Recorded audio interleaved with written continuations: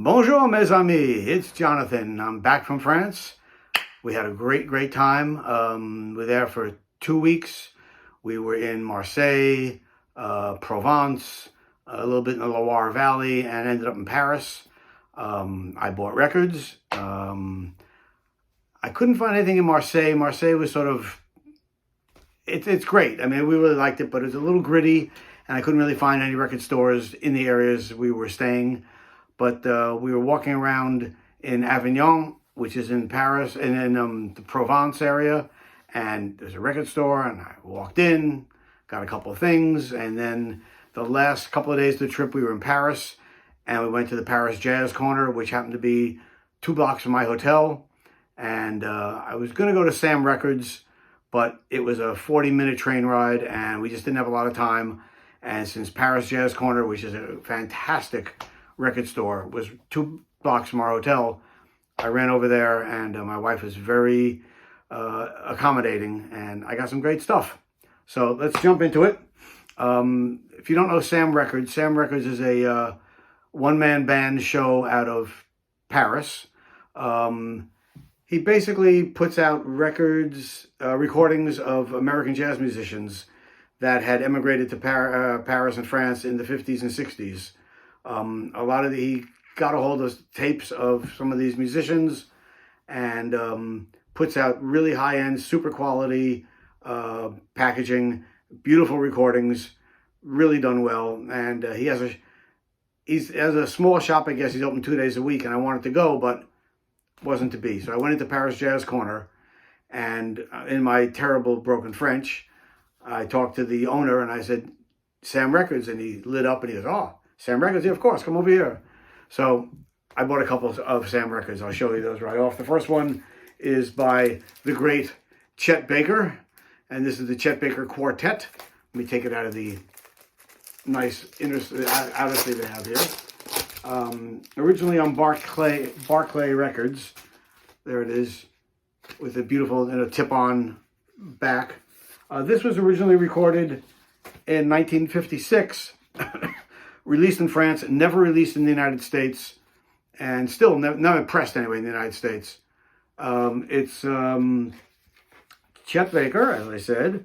They give you this really nice inner sleeve, Sam Records, and they copy the original label from Barclay. Really cool little label there. And with every record comes a 12 by 12 picture, suitable for framing, the great Chet Baker. So this album, though because I don't read French, I'm not really sure who's playing on this with him, but it was really wonderful. He does Summertime, You Go to My Head, Tenderly, Lover Man, A Small Hotel, I'll Remember April, These Foolish Things, and Autumn in New York. And now, of course, I see on the bottom it says Gerard Gustin in piano, Jimmy Bond on bass, and Bert Dallander on drums. But it's all about Chet. So really great recording. Sounds fantastic. Really happy I picked it up. And the euro is like less than $1 now. For like 98 cents, you get €1. So it's hard to say no. Next record is another Sam record. I never heard of this gentleman, but I knew a couple of the people who back him up, and it was on Sam Records, so I decided to go for it. And there's a guy called Nathan Davis. It's the Nathan Davis Sextet. Again, this was recorded in 1965, again in France, not pressed or released in the United States, with Woody Shaw on trumpet, Jean-Louis Chatemps on baritone sax, Renee Ertriger on piano, Jimmy Wood on bass, and Kenny Clark. And again with the Sam Record inner sleeve. This was on SPF Records, so they copied that original label. Beautiful 180 gram pressings in really great, the quality is just really super. And here's your picture they give you with it. This one's a little bit bigger, pretty cool. And this one I was sort of hesitant about, but man, it's freaking great. Nathan Davis Sextet called Peace Treaty. Peace Treaty. So good. Hard bop, just what I like. Great musicians, sounding wonderful. There it is. Nathan Davis Sextet. Sorry about the glare there. In another store, I think that, no, this was at, these three were at Paris Jazz Corner. So I'm looking around. He had so many Japanese pressings, French pressings, I could have blown my wallet to smithereens there. I really could have done some major damage. But so I'd carry them all home, and I felt guilty buying too much, so I only bought 3 there. And this one I grabbed, and it's Art Blakey, A Night at Birdland.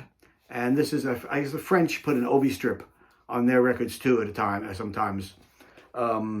This one, Art Blakey, was originally released in 1956 as a 10-inch. It's with Clifford Brown, Lou Donaldson, Horace Silver, Curly Russell, and of course Art Blakey on drums. And sounds great on Blue Note. We all know that Blue Note label. So this is a French pressing. I couldn't figure out exactly, but I think it's like 1984 was the pressing on this. And sounds great. Of course, it's a great, great album. Night at Birdland, Art Blakey Quintet. So, another great jazz album. Next one is, this one I picked up, I think I got this at Avignon. I can't remember. Max Roach 4. Max Roach plus 4 and more. So this is a compilation. One side has Kenny Dorham, Sonny Rollins, Billy Wallace, and George Morrow. The other side has Kenny Dorham, Hank Mobley, and George Morrow. This one was recorded in 1957. This is a 1984 Japanese pressing that I picked up in France. There's the on MSC label. And again, Max Roach is just a great, great album. Love Sonny Rollins. Love Max Roach. So couldn't say no. And most of these records were in the, Sam records were 30 euros, which comes out about $28 or so. Some of these others were like 15 or 18 euros, so not bad at all. Max Roach, plus 4 and more. That's a Japanese pressing. Next one is one I've been looking for a while. I'm a big fan of this trumpet player, sax player, and it's Sonny Rollins. And I've been looking for the bridge forever. And I saw this in the store there, and it's a 2-record set. The first record is the bridge, and the second record is with Coleman Hawkins, Sonny Meets Hawk. The bridge was recorded in 1962, and the other one with Coleman Hawkins was recorded in 63. If you don't know the story of the bridge, Sonny Rollins by 61 or so had become sort of a big star in the jazz world, and he decided he really wanted to explore other areas in jazz and didn't feel comfortable doing it on stage in front of audiences, and he wanted to do it sort of by himself and sort of feel his way through. And he was living in Lower Manhattan, and he used to wander out onto the Williamsburg Bridge, which had a walkway, and he'd go out there in the middle of the night and sit there and just play the saxophone for hours out into the city of Manhattan in the 1960s, just practicing and working through different ideas that he had. One day, a guy was walking near there, heard the saxophone, went walking up, found out, he said, "Oh my God, it's Sonny Rollins." The guy was a writer for the New Yorker magazine, wrote an article about it, and soon afterwards, Sonny came down off the bridge and recorded the album, The Bridge. That features Jim Hall on guitar, Bob Crenshaw on bass, Ben Riley, or H.D. Saunders on drums. They go back and forth. And I listened to it the other day. It's just wonderful. Just haven't had a chance to listen to the one with Coleman Hawkins yet, but I'm going to be digging into that soon. So real happy to get that. And so all these were French pressings except for the Japanese pressing by Max Roach. So there you go. Sonny Rollins, The Bridge. And then I got 2 non-jazz albums. First one was sort of a mistake, but I'm happy I got it. All right, so it's Tom Waits, The Asylum Years, double record set, French pressing from 1984. There's Tom. The reason why I say it's a mistake is that when I first saw it, I thought it was a vinyl pressing of the early years, which is out on CD. And I got excited. Oh, it's great. I grabbed it and I bought it. And I walked out and I realized, oh, it's a compilation. I have all these songs on other albums of his. It has the Diamonds on, I said, Old 55, Martha, Shiver Me Timbers, all the stuff, you know, Burma Shave, The Piano Has Been Drinking, Diamonds on My Windshield, Small Change, etc., etc. So it's stuff I know already. I have on various other albums. I thought I was getting something else, but sometimes you get excited. You see Tom Waits, you grab it. So I paid a little more than I should have, but I'm still happy to have it.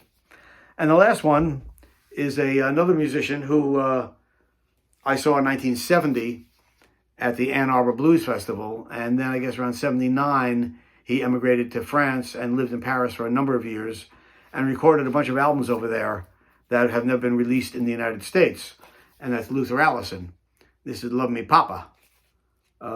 This is from 1977. So maybe he went in 76 or 77 to France. Just a great, great album on Black and Blue label. There's the Black and Blue label.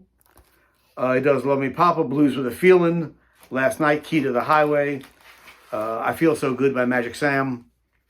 This is just wonderful, wonderful record. Big fan of Luther Allison. They had a lot of, I could have bought 5 or 6 of his albums there that I've never seen released in the U.S.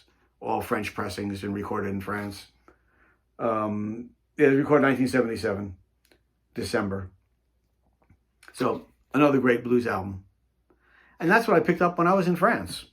We had a great time. Like I said, I could have bought a lot more records, but just dragging them home with suitcases and stuff, I limited myself to 7, and I think that was fine.